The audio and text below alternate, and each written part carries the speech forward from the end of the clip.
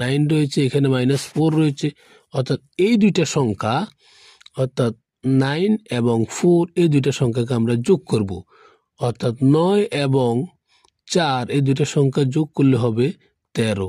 তবে এখানে একটা জিনিস খেয়াল রাখতে হবে, যেহেতু সংখ্যাগুলোর আগে মাইনাস রয়েছে, এইটা এবং এইটা, অর্থাৎ এখানে আমাদের এখানেও কিন্তু মাইনাসটা থাকবে। কেন থাকবে? কারণ বড় সংখ্যার আগে আমাদের যে মাইনাসটা রয়েছে এটা এখানে চলে আসবে। সো এখানে আমাদের মাইনাসটা চলে আসলো, খেয়াল করো। এবং এখানে হরের মধ্যেও খেয়াল করো, এখানেও কিন্তু দুইটা মাইনাস রয়েছে। তার মানে হচ্ছে দ্যাট মিনস মাইনাস মাইনাসে আমরা প্লাস করব। কি প্লাস করব? সংখ্যাগুলো, অর্থাৎ 15 এবং 8 আমরা যদি আমরা অর্থাৎ কি করি, যোগ করি, তাহলে হবে 23। তবে এখানেও ঠিক 15-র আগে, কারণ 15 যেহেতু বড় সংখ্যা, এটার আগে মাইনাস আছে এবং আমাদের 23-এর আগেও মাইনাসটা থাকবে। সো আমরা যদি এখন একটু খেয়াল করি, তাহলে আমাদের উপরেও মাইনাস থাকে, নিচেও মাইনাস থাকে। উপরের মাইনাস এবং নিচের মাইনাস আমরা 1 দ্বারা কাটাকাটি করলে এখানে আমাদের এই দুইটা উঠে যাবে এবং 13 এবং 23 এই দুইটা থাকবে। সো এটা হচ্ছে আমাদের উত্তর।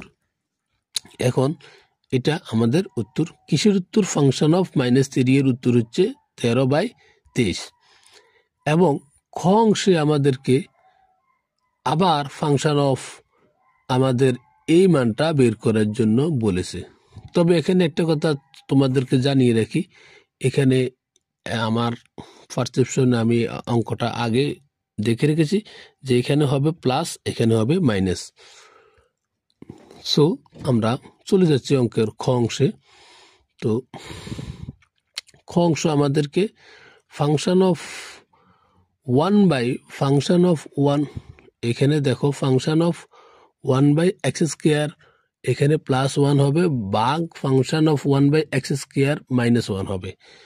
তো এখন আমরা ফাংশনের অঙ্ক সেহেতু আমরা এখানে ফাংশনের জিনিসটা আমরা কি করব, নিয়ে আসব। লক্ষ্য করো, এখন আবার দেওয়া আছে দিয়ে function of x equal 3x - 4 divided by function of 5x - 8 আমরা আনলাম।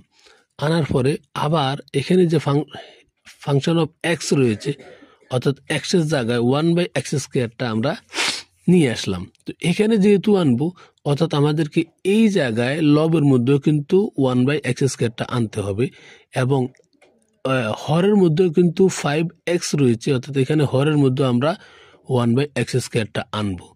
তাহলে আমাদের কি দাঁড়ায়?